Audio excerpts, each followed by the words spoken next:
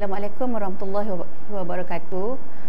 Cikgu Nurhaliza binti Abdul Habib akan mengajar bab 8 keradioaktifan di bawah subtopik 8.1 Sejarah Penemuan Keradioaktifan bahagian 2. Objektif kita kali ini ialah menerangkan dengan contoh maksud bahan radioaktif, keradioaktifan dan konsep separuh hayat perebutan radioaktif.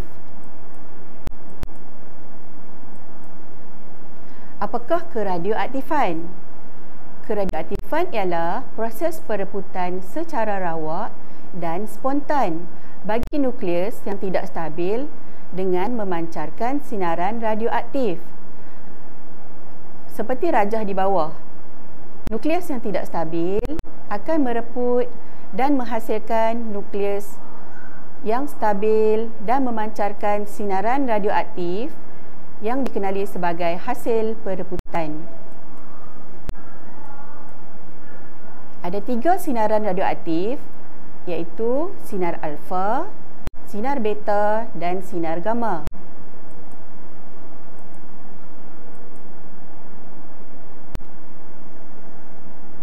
Apakah perebutan radioaktif?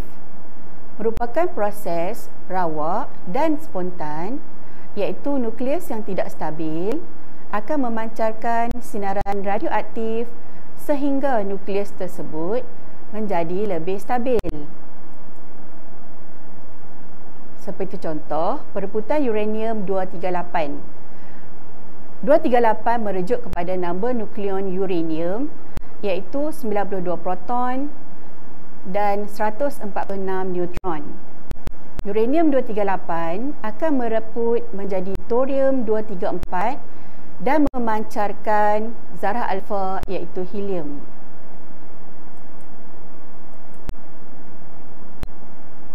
Contoh seterusnya, perebutan thorium.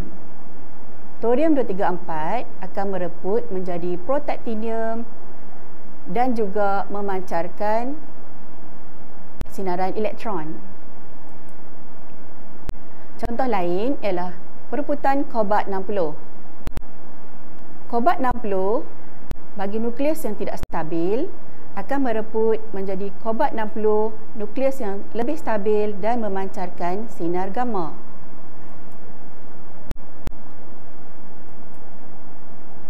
Okey, kita tengok pula unit keradioaktifan, iaitu unit Curie, iaitu kadar perebutan 1 gram radium 226. Radium 226 ini telah digunakan oleh pasangan Curie semasa mengkaji bahan radioaktif ini.